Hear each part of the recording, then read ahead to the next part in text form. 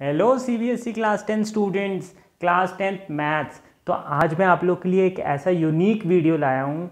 आज के इस वीडियो में हम क्लास 10th मैथ्स के सारे चैप्टर्स के फॉर्मूलेज और कॉन्सेप्ट करेंगे। तो इस वीडियो को देख के आप अपने क्लास 10th मैथ्स के कॉन्सेप्ट सॉलिडली प्रिपेयर कर सकते हैं, सारे फॉर्मूले लर्न कर सकते हैं और एग्ज़ाम टाइम्स में इस वीडियो से अपना पूरा क्लास 10th मैथ्स एक बार थॉरोली रिवाइज कर सकते हैं। तो आइए स्टार्ट करते हैं हमारा आज का सेशन, चैप्टर 1 रियल नंबर्स। तो देखिए, सबसे पहले बहुत important theorem, fundamental theorem of arithmetic. तो फंडामेंटल थ्योरम ऑफ अरिथमेटिक क्या है? Every composite number can be expressed as a product of primes and this factorization is unique apart from the order in which the prime factor occurs. इसका meaning ये है कि जो भी composite number है, late से कोई कॉम्पोजिट नंबर 10 है, तो उसका प्राइम फैक्टराइजेशन पॉसिबल है। मतलब आप उसको 2 into 5 लिख सकते हैं और ये प्राइम फैक्टराइजेशन यूनिक होगा, मतलब एक ही तरीके से हो सकता है। आप मतलब 10 को 2 into 5 लिख सकते हैं। Definitely order is not important, आप 5 into 2 भी लिख सकते हैं, बट प्राइम फैक्टराइजेशन यूनिक होगा। नेक्स्ट थ्योरम बोलता है let P be a prime number if p divides a square then p divides a also where a is any positive integer। बहुत important। Next third important formula is LCM and HCF of 3 numbers। तो suppose हमें p q r ये 3 numbers हैं, उसका LCM निकालना है। तो direct formula क्या है? p into Q into R into HCF of P Q R upon HCF of P Q, HCF of Q R, HCF of P R. Next suppose आपको HCF निकालना है 3 नंबर्स पी क्यू आर का, तो this is equal to p into Q into R into LCM of P Q R upon LCM of P Q, LCM of Q R, LCM of P R. तो ये important formula आप ज़रूर notes भी बनाते जाइए आप साथ के साथ ही। Fourth important terminating decimal expansion. तो देखिए, ये एक इंपॉर्टेंट एस्पेक्ट्स है, ये आपके सिलेबस में हो सकता ना हो इस सेशन में, बट ये बहुत इंपॉर्टेंट है, इसलिए मैंने इसे कवर किया। सपोज कोई एक नंबर आपको रैशनल नंबर गिवन है p बाई क्यू, और जो प्राइम फैक्टराइजेशन है q का वो 2 और m, इसके दो ही प्राइम फैक्टर्स हैं। Suppose 2 raised to power m and 5 raised to power n, m और n कोई भी नॉन नेगेटिव इंटीजर्स है, तो जो x है, जो रैशनल नंबर है, वो टर्मिनेटिंग डेसिमल एक्सपेंशन होगा। तो चलते हैं हमारे नेक्स्ट चैप्टर, पॉलिनोमियल्स। तो पॉलिनोमियल्स का फर्स्ट इंपॉर्टेंट पॉइंट, डिग्री। जो भी वेरिएबल है उसका जो हाईएस्ट पावर है वही उस पॉलिनोमियल की डिग्री होता है। Polynomial of degree 0 that is called constant polynomial. जिस पॉलिनोमियल की डिग्री 0 होती है उसको हम कांस्टेंट पॉलिनोमियल बोलते हैं। Example 5 is a constant polynomial. Polynomial of degree 1 is called linear polynomial, और इसका कोई example x+5। Polynomial of degree 2 is called quadratic polynomial, और इसका कोई एक example 2x² plus x minus 5। Polynomials of degree 3 that is called cubic polynomial, और इसका कोई एक example p of x is equal to x³ minus x² plus x minus 10। Polynomial of degree 4 इसको हम बोलते हैं बाई क्वाड्रेटिक पॉलिनोमियल, और ये रहा उसका example. Value of a polynomial, what does the term value of a polynomial means? तो value of any polynomial at k is denoted by p within brackets k and that is obtained by replacing x by k। k को आप x में substitute कर दीजिए तो वही value of the polynomial होगा। Zero of a polynomial, zeros of a polynomial are the x coordinates of the points where y is equal to p of x intersects the x axis। तो किसी polynomial के zeros क्या होंगे? X axis को जो intercept कर रहा है पॉलिनोमियल, वो पॉइंट्स ही उसके जीरोस होंगे। जनरली किसी पॉलिनोमियल की जो डिग्री होती है, मैक्सिमम उतने जीरोस पॉसिबल हैं।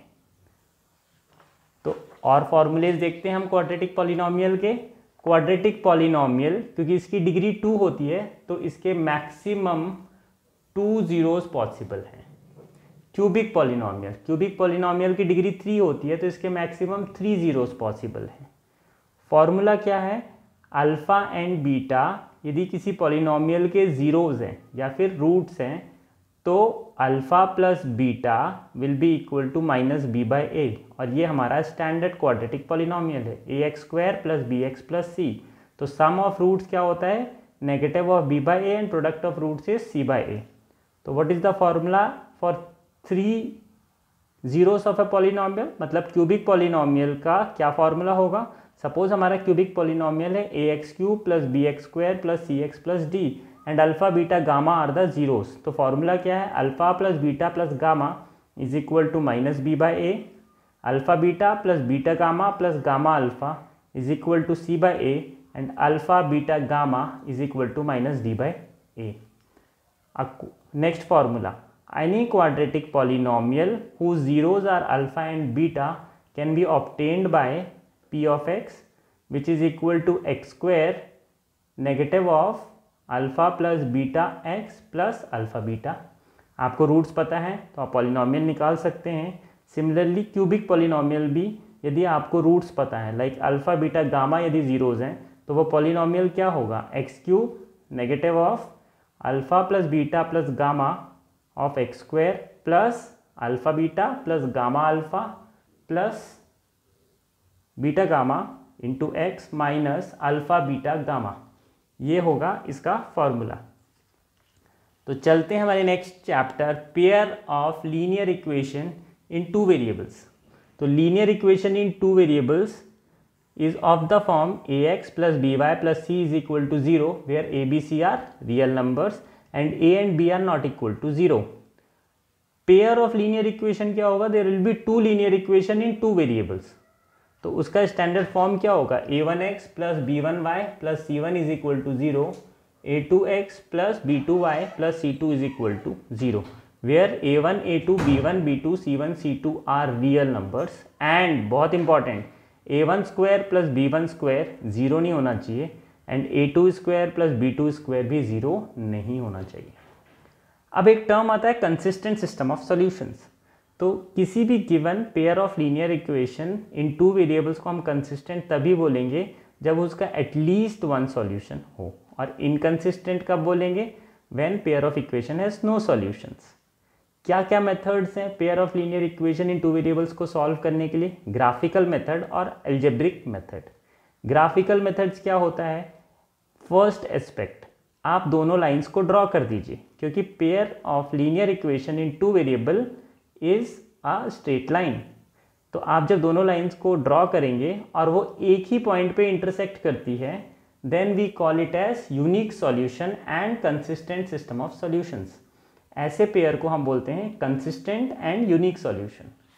Second aspect for graphical method, if lines coincide then there are infinitely many solution, और इस सिस्टम ऑफ इक्वेशंस को भी हम कंसिस्टेंट बोलते हैं। मीन्स आप एक लाइन ड्रॉ करेंगे a1x plus b1y plus c1 is equal to 0, इसको आप इग्नोर करिएगा, आप ऑरेंज पे आप देखिए एक और लाइन लाया करेगी a2x plus b2y plus c2 is equal to 0, तो इसको हम बोलेंगे इन्फिनेटली मेनी सॉल्यूशंस, और ये भी कंसिस्टेंट होगा। If 2 lines are parallel, suppose आपकी एक लाइन ये है और ये सेकेंड लाइन है और ये दोनों पैरेलल हैं, तो हम बोलेंगे इनकंसिस्टेंट एंड नो सॉल्यूशंस। चलते हैं एल्जेब्रिक मेथड की तरफ। Pair of linear equation in 2 variables algebraic method से कैसे सॉल्व होता है। तो as per algebraic method, if a1x plus b1y plus c1 is equal to 0 and a2x plus b2y plus c2 is equal to 0 आपको given है, तो first possibility है कि a1 upon a2 is not equal to b1 upon b2। If a1 upon a2 is not equal to b1 upon b2, then exactly one solution and represent intersecting lines. If all 3 ratios of coefficients are equal, then it represents infinitely many solutions and coinciding lines. If a1 upon a2 is equal to b1 upon b2 but not equal to c1 upon c2, then no solution and it represents parallel lines.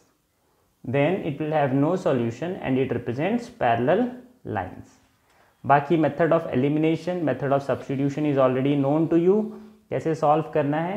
अब हम चलते हैं हमारे next important chapter, quadratic equations. बहुत सारे concepts, बहुत सारे formulas सब मैं आपको कराऊंगा। तो देखिए पॉलिनोमियल्स हमने ऑलरेडी देखा any algebraic expression of the form px which is equal to a0 plus a1x plus a2x square and so on till x raised to power n is called a polynomial of x of degree n. It's called a polynomial in variable x of degree n. और ये जो a0, a1, a2, a3 and so on till an है, ये सब real numbers होने चाहिए. Degree हमने देखा highest power of variable is a degree. Quadratic polynomial हमने स्टैंडर्ड फॉर्म देखा ax square plus bx plus c, a should not be zero. Quadratic equation क्या होता है? When any quadratic polynomial is equated with zero then it is called quadratic equation. Solution क्या होता है? If any real number alpha satisfies the quadratic equation then that alpha is called solution of the quadratic equation. तो यदि alpha हमारा real number जो root है या फिर सॉल्यूशन है, तो जब आप उसको सब्स्टिट्यूट करेंगे क्वाड्रेटिक इक्वेशन में तो हो जाएगा a alpha square plus b alpha plus c is equal to zero. तो हम बोलते हैं x is equal to alpha is a root और zero of the quadratic equation. तो जीरोस क्या होते हैं? They are simply root of the quadratic equation. चलते हैं हमारे नेक्स्ट फॉर्मूले. Maximum number of roots. Maximum number of roots is equal to degree. तो क्वाड्रेटिक इक्वेशन की डिग्री 2 होती है, तो क्वाड्रेटिक इक्वेशन के मैक्सिमम 2 रूट्स पॉसिबल हैं. कैसे सॉल्व करते हैं हम quadratic equation? Factorization method, completing the square या फिर quadratic formula method. Factorization method, इसमें हम क्या करते हैं? इसमें हम करते हैं स्प्लिटिंग द मिडिल टर्म. और मिडिल टर्म हम कैसे स्प्लिट करते हैं? ऐसे स्प्लिट करते हैं कि योर रिक्वायर्ड नंबर वो a और c का प्रोडक्ट होना चाहिए और उनका सम b होना चाहिए. फिर हम मिडिल टर्म को स्प्लिट करते हैं और कॉमन लेते हैं और फिर इंडिविजुअल फैक्टर्स को जीरो से इक्वेट करके रूट्स कैलकुलेट करते हैं. Quadratic formula, direct formula apply करते हैं. यदि आपका कोई क्वाड्रेटिक इक्वेशन गिवन है ax square plus bx plus c is equal to zero, तो उसके रूट्स क्या होंगे? Minus b plus minus root over B square minus 4ac upon 2a. चलते हैं हमारे next formula, discriminant and nature of roots. तो discriminant क्या होता है? B square minus 4ac. D से डिनोट करते हैं. If D is greater than zero that is B square minus 4ac is greater than zero then 2 distinct real roots. If discriminant is zero then equal roots. If it is less than zero no real roots. चलते हैं हमारे next chapter, arithmetic progression. इसमें एक term आता है sequence. तो sequence क्या है? Arrangement of numbers in definite order followed by sum rule. जैसे 1 2 3 4 5 ये एक सीक्वेंस है. Every number is obtained by adding 1 to the previous number. Various numbers occurring in a sequence are called its terms. A sequence is said to be finite और infinite as per finite और infinite number of terms. जैसे ये given sequence आपका infinite sequence है क्योंकि इसमें infinite terms हैं. फिर नेक्स्ट टर्म इसमें आता है बहुत इंपॉर्टेंट, अरिथमेटिक प्रोग्रेशन, जो चैप्टर का भी नाम है. अरिथमेटिक प्रोग्रेशन क्या होता है? List of numbers in which each term is obtained by adding a fix term to the preceding term except the first term. Means आपके पास a है कोई फर्स्ट टर्म, इसमें आप कुछ एक कांस्टेंट टर्म ऐड कर रहे हैं a प्लस डी, तो सेकेंड टर्म आएगा. फिर उसमें d ऐड करेंगे तो थर्ड टर्म आएगा. फिर d ऐड करेंगे तो फोर्थ टर्म आएगा. तो इस d को बोलते हैं कॉमन डिफरेंस. बहुत important formula, nth term of an AP. इसको हम डिनोट करते हैं a of n which is equal to a first term plus n minus 1 d.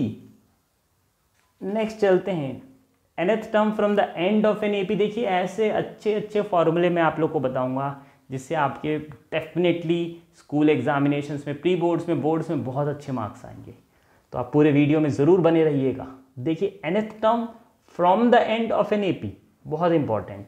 Suppose L हमारा लास्ट टर्म डिनोट कर रहा है AP का और L of n is nth term from the end. तो L ऑफ ln कैसे calculate करेंगे? Last term minus n minus 1 times of d. तो किसी भी AP का आपको लास्ट टर्म पता है तो आप nth term from the end निकाल सकते हैं. Sum of first n terms, s of n का फॉर्मूला. इसके दो फॉर्मूलेज हैं. एक फॉर्मूला है n/2 multiplied by 2a plus n minus 1d, या फिर दूसरा फॉर्मूला है n/2 into a plus l. तो a क्या होता है? हमारा first term. a of n क्या होता है? nth term. d होता है कॉमन डिफरेंस और l होता है लास्ट टर्म. तो इससे आप एक इम्पॉर्टेंट चीज़ कैलकुलेट कर सकते हैं, sum of first n positive integers, जिसको हम सपोज यदि s ऑफ n से डिनोट करेंगे तो ये आ जाएगा n इंटू एन प्लस 1/2। ये बहुत इंपॉर्टेंट है कॉम्पिटिटिव एग्जाम्स के लिए। फिर हमारा नेक्स्ट टर्म आता है arithmetic mean. If A B C are in A P, तो ये जो मिडिल टर्म है b, इसको हम बोलते हैं अरिथमेटिक मीन, और b क्या होगा a प्लस c/2। और a ऑफ n सपोज आपको कैलकुलेट करना है, मीन्स nth टर्म, तो हम क्या बोलेंगे, sum of n terms minus sum of n-1 terms. Next chapter चलते हैं, कोऑर्डिनेट ज्योमेट्री। तो इसमें एक फर्स्ट टर्म आता है एब्सिसा और एक्स कोऑर्डिनेट। ये क्या होता है, distance of A point from the y axis is called x coordinate and distance of A point from the x axis is called y coordinate. x, 0 कोई point है, मतलब यदि y कोऑर्डिनेट 0 है तो it is a point on the x axis, और x coordinate 0 है तो it is a point on the y axis. Distance formula, suppose आपका एक पॉइंट है a which is x1 y1 और एक और पॉइंट है b x2 y2, तो आप a b कैसे कैलकुलेट करेंगे, x2 माइनस x1 का whole square plus y2 minus y1 का whole square within the root. इसी फंडामेंटल से आप किसी भी पॉइंट p x, y यदि उसके कोऑर्डिनेट है तो ओरिजिन से उसका डिस्टेंस निकाल सकते हैं, वो आएगा x square plus Y square within the root. फिर आप सेक्शन फॉर्मूला निकाल सकते हैं, सपोज कोई एक पॉइंट a है, उसके कोऑर्डिनेट है x1 y1 और दूसरा पॉइंट b है, उसके कोऑर्डिनेट है x2 y2।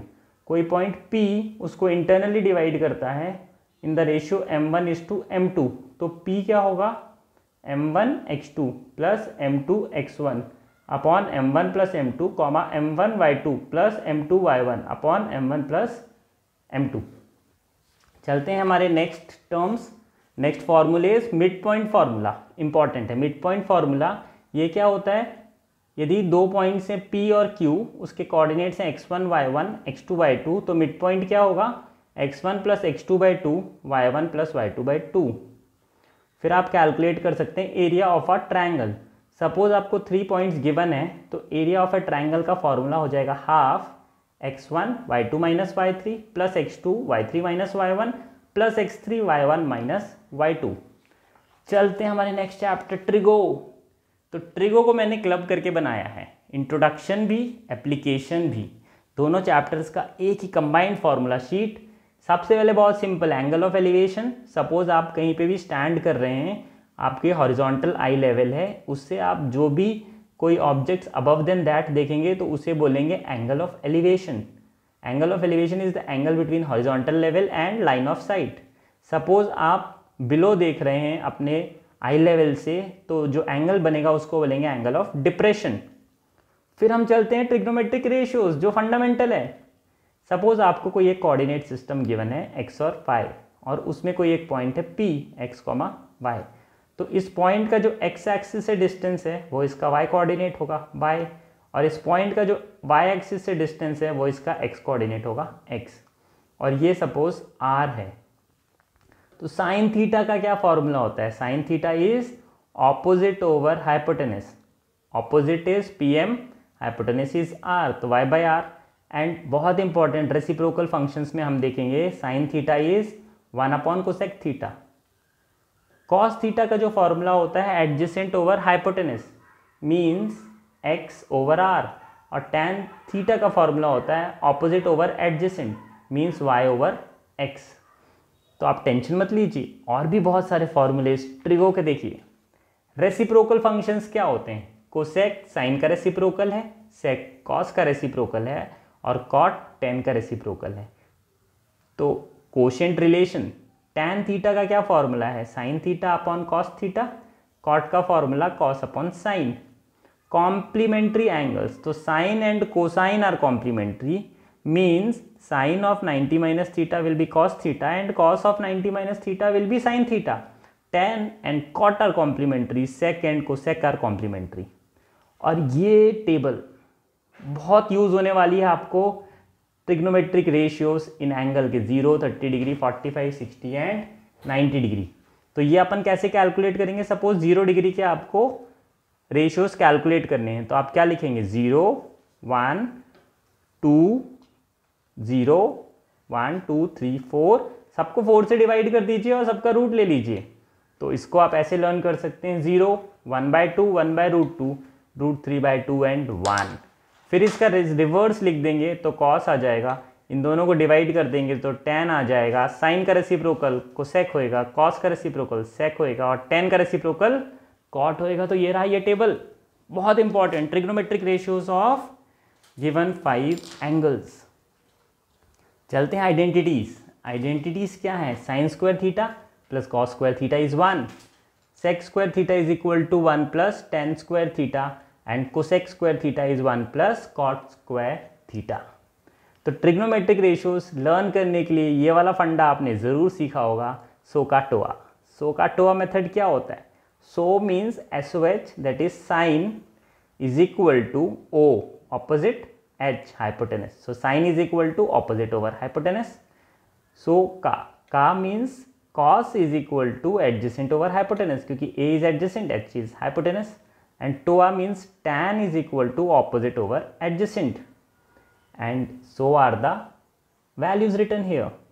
Cosec मतलब cosecant, तो ये क्या होता है 1 by sin, secant is 1 by cos and cotangent is 1 by tan। तो ये रहे ट्रिग्नोमेट्री, और इसके बाद हम जंप करने वाले हैं सर्कल्स पे। तो देखिए सर्कल्स का first important point, what is a circle? A circle is a collection of all points in a plane equidistance from a fixed point, and this fixed point is called centre, and the distance of moving point from the centre is called radius. तो इसके theorems, equal chords of a circle subtend equal angles at the centre. Equal chords of a circle subtend equal angles at the center. If the angles subtended by two chords of a circle at the center are equal, then the chords are equal. These are basically converse of each other. Next फंडा पे चलते हैं।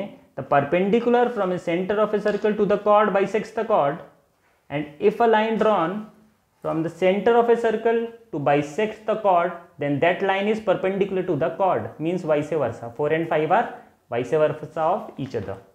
Next चलते हैं circles के और theorem. There is one and only one circle passing through 3 non collinear points. Seventh important theorem, equal chords of a circle are equidistance from the centre. इसका converse, if chords are equidistance from the centre of a circle then the chords are equal. Next चलते हैं 9th theorem पे। If two arcs of a circle are congruent, then their corresponding chords are equal, and conversely, if two chords of a circle are equal, then their corresponding arcs are equal. 10th theorem, congruent arcs of a circle subtend equal angles at the center. यदि आपकी दो arc AB और CD equal हैं, तो ये जो centre में angle बनाएंगी AOB will be equal to COD। और भी बहुत सारे थ्योरम्स, एक ही जगह सारे थ्योरम्स का कलेक्शन है। तो देखिए, the angle subtended by an arc at the centre is double the angle subtended by it at any other point on the remaining part of the circle. Means ये जो arc A B centre पे angle बनाएगी AOB, that will be double of ACB। Angle in the same segment of a circle are equal because APB और AQB are in the same major segment, so both are equal. Angle in a semicircle is a right angle. 14th theorem, if a line segment joining 2 points subtend equal angles at 2 other points lying on the same side of the line containing the line segment, 4 points lie on a circle. Next important theorem, तो theorems ही theorems हैं, circle के सारे theorems का एक जगह collection है ये। The sum of either pair of opposite angles of a cyclic quadrilateral is 180 degree. It means if you have a cyclic quadrilateral, A plus C or B plus D will be 180 degree. Next इसका converse, if the sum of a pair of opposite angles of a quadrilateral is 180 degree, then it is a cyclic quadrilateral. Minor and major sectors का फंडा, कोई एक arc है AB, तो centre O के साथ ये जो ब्लू में शेडेड है ये माइनर सेक्टर है और जो ग्रीन में शेडेड है वो मेजर सेक्टर है। लाइकवाइज ये जो लाइट कलर में शेडेड है ये माइनर सेगमेंट है और ये पूरा जो कॉर्ड के साथ मेजर पोर्शन है वो मेजर सेगमेंट है। टैंजेंट क्या होता है? line which touches the circle at only 1 point. Secant, a line which touches the circle at 2 points. Tangent and radius का क्या फंडा है? Tangent to a circle is perpendicular to the radius through point of contact. कोई एक tangent है A B और P point of contact है, तो ओपी और टेंजेंट परपेंडिकुलर होंगे। पी कोई एक पॉइंट है और आपने टेंजेंट्स ड्रॉ किए सर्कल में, तो दोनों टेंजेंट्स इक्वल होंगे, P A will be equal to P B. Tangent and centre का क्या फंडा है? The centre lies on the angle bisector of the point joining the two tangents. Means A P B का जो आप perpendicular bisector draw करेंगे उसमें centre lie करेगा। Next important 24th theorem, if a line is perpendicular to the radius at its end point on the circle, then the line is tangent to the circle. चलते हैं next 25th, circumference 2 pi r, area of a circle pi r square, length of an arc theta upon 360 degree into 2 pi r, and area of the sector is theta upon 360 into pi r square. area of a segment, area of a segment कैसे निकालेंगे हम? area of a segment is corresponding sector minus corresponding triangle. तो चलते हैं हमारे next theorem. Next chapter, area related to circles. Area related to circles. Circumference का formula हमने देखा 2 पाई आर या फिर pi into diameter. Area of a sector का फॉर्मूला हमने देखा theta upon 360 degree into pi r square, where theta is angle in degrees. Length of an arc का formula theta upon 360 into 2 pi r. Area of the minor sector theta upon 360 into pi r square. देखिए orange colour से ये shaded है जो minor sector, उसका area, और जो green colour से शेडेड है मेजर सेक्टर, वो कैसे निकालेंगे? टोटल सर्कल में से माइनर सेक्टर माइनस कर दीजिए, that will be the area of major sector. चलते हैं नेक्स्ट, एरिया ऑफ सेगमेंट। तो देखिए एरिया ऑफ सेगमेंट क्या होता है? What is area of segment? Area of segment is if you have a circle, you have a chord A B, तो जो minor are के साथ जो एरिया फॉर्म करता है उसको हम बोलते हैं माइनर सेगमेंट, और जो मेजर आर के साथ कॉर्ड एरिया फॉर्म करता है मेजर सेगमेंट। कैसे निकालेंगे माइनर सेगमेंट का एरिया? आप माइनर सेक्टर से ये ट्राइंगल एओबी माइनस कर दीजिए। तो माइनर सेक्टर का तो हमने एरिया का फॉर्मूला देखा theta upon 360 into pi r square, minus area of triangle AOB is the area of minor segment A P B, और major segment pi r square minus area of minor segment. And area of segment of a circle का formula area of the corresponding sector minus area of the corresponding triangle. तो next surface area and volume, बहुत important chapter, surface area and volume। ये रहा इसका formula sheet, आप immediately इसके notes बना लीजिए। surface area and volume, all solids cover, their figures cover, तो lateral surface area, curved surface area, total surface area, volume, What are the formula for their diagonals, ये पूरा 1 page में covered है। Next important statistics. Mean क्या होता है? Sum of all the numbers divided by total numbers, total number of numbers. Median क्या होता है? Middle number. मोड क्या होता है? Which occurs maximum number of time. Formula क्या है मीन का? Sigma F I X I upon sigma F I. Fi is frequency, Xi is your given data. Assumed mean method का formula देखिए, assumed mean method, actual mean is equal to assumed mean plus sigma Fi di upon sigma Fi, where di is your deviation from assumed mean. Step deviation method, actual mean is equal to assumed mean plus sigma Fi ui upon sigma Fi into h, where ui is xi minus a upon h and h is your class size. Next important formula is mode, cumulative frequency, median, और बहुत important empirical formula, generally इससे questions आते हैं। 3 median is equal to mode plus 2 mean. 3 median is equal to mode plus 2 mean. तो I hope आप लोग को ये वीडियो अच्छा लगा होगा। इसे आप मल्टीपल टाइम्स देखिए सो दैट कॉन्सेप्ट्स और फॉर्मूले आपके थॉरली रिवाइज हो जाएं। Thank you.